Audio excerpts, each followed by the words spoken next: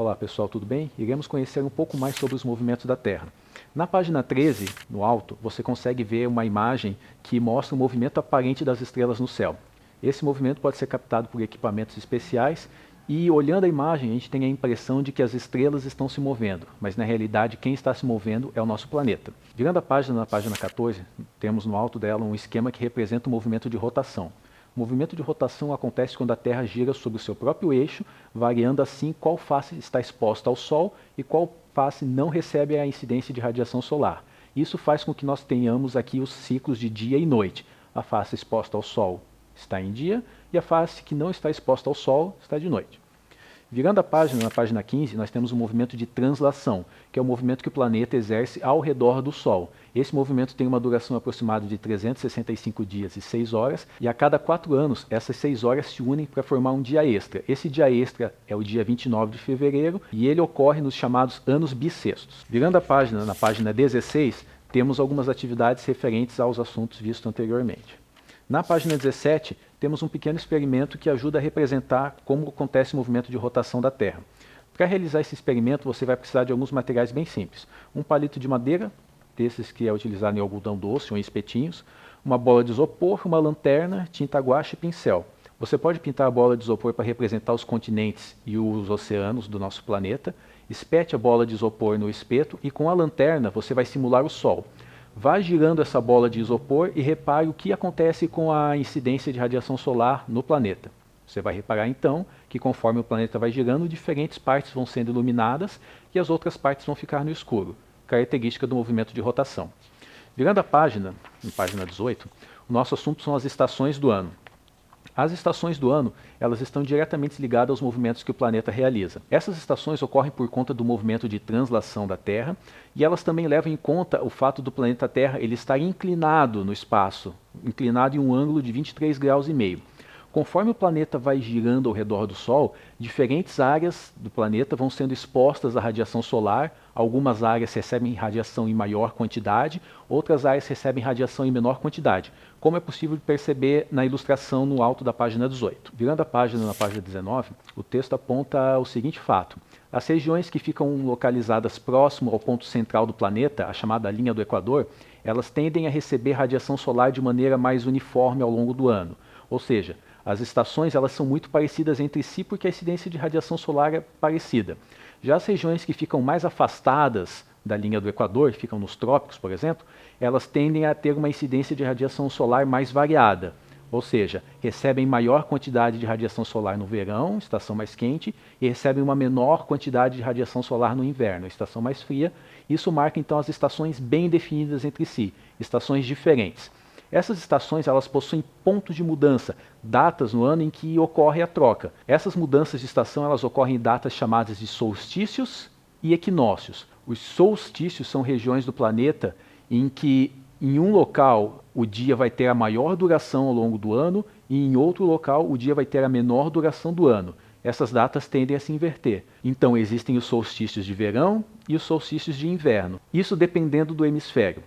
Quando o hemisfério norte está no solstício de verão, o hemisfério sul está no solstício de inverno. E o contrário também vai. Já os equinócios são momentos em que a duração do dia e da noite é igual. Temos então o equinócio de primavera e o equinócio de outono.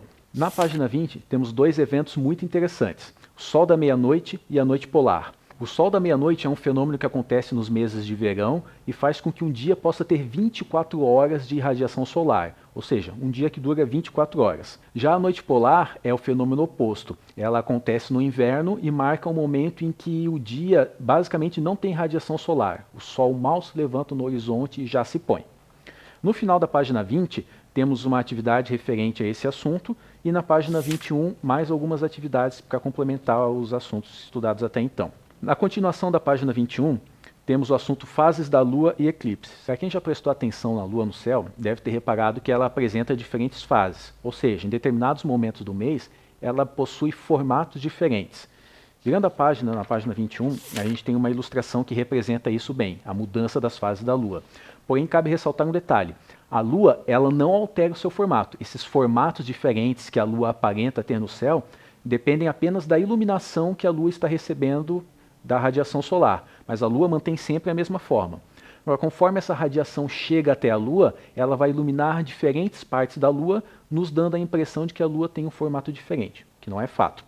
A Lua, então, ela possui 4 fases principais, que é a Lua crescente, a Lua nova, a Lua minguante e a Lua cheia. De acordo com a parte da Lua que está recebendo a radiação e de acordo com a posição da Lua em relação ao nosso planeta, ela vai ter uma aparência diferente. Olhando a imagem ali na página 22, você percebe que a Lua nova é o momento em que a Lua recebe a menor quantidade de luz solar. Isso acontece porque a Lua ela está entre o planeta e o Sol, ou seja, a parte que não é virada para o planeta está sendo iluminada, mas a parte que é virada para o planeta não recebe luz. Conforme a Lua e o planeta vão se movimentando, ela passa a receber radiação solar pouco a pouco. Da Lua nova avança para quarto minguante, até que chega na Lua cheia. Lua cheia acontece quando o planeta Terra está entre a Lua e o Sol. Então daí a face que está virada para o planeta recebe luz, e a face que está afastada, que está virada para o outro lado do planeta, não recebe iluminação. Este é o ciclo lunar e este ciclo dura aproximadamente 30 dias. Na página 23 temos a representação de um fenômeno astronômico chamado de eclipse. Então o eclipse ele pode ser de 2 tipos, o eclipse solar e o eclipse lunar. No eclipse solar ocorre o bloqueio da luz do Sol que chega até o planeta Terra. Esse bloqueio acontece porque a Lua se posiciona entre o Sol e a Terra. Essa radiação solar que deveria chegar ao planeta acaba ficando retida na Lua, fazendo com que determinada região do planeta presencie o eclipse. Na página 24 temos representações dos 2 tipos de eclipse, o eclipse solar e o eclipse lunar. O eclipse solar é aquele em que a Lua bloqueia a passagem de raios do Sol. O eclipse lunar acontece quando a Terra se posiciona entre a Lua e o Sol. A Terra então bloqueia os raios solares que deveriam chegar até a Lua, fazendo com que ela suma, parcialmente ou totalmente. Cabe ressaltar que os eclipses, tanto lunares quanto solares, não são eventos que ocorrem com grande frequência. Na página 25 temos um experimento que busca representar a ocorrência de eclipses. Para fazer isso, você pode utilizar uma bola de isopor, uma lanterna e são necessárias 2 pessoas. Qual é o procedimento? Uma pessoa segura a bola de isopor, que vai representar a Lua, segura a bola em frente ao seu peito, enquanto outra pessoa com a lanterna vai simular o Sol.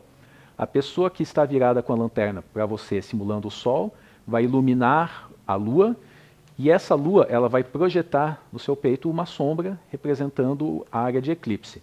Depois, a pessoa que está segurando a Lua deve virar de costas para a pessoa que está apontando a lanterna, simulando assim o eclipse lunar. Analisando essas 2 situações, você consegue perceber que ocorre a formação de sombra representando o eclipse? No final da página 25 e na página 26, temos atividades que são referentes ao assunto previamente estudado. Pessoal, nos vemos no próximo vídeo. Até mais!